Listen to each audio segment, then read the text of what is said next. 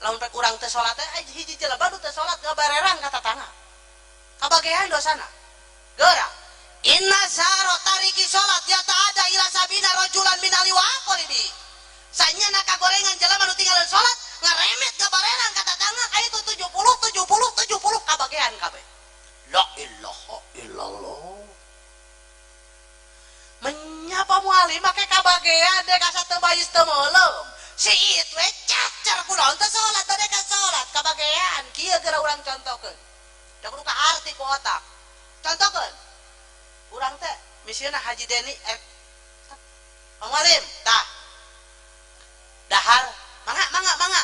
beurang arek didaang ku urang teh tumpeng teh teu kompromi cak ti luhur utak itak jelek kada sangun arek didaang teh cak sejeung beureup teu jeung curug teu sejeung remeh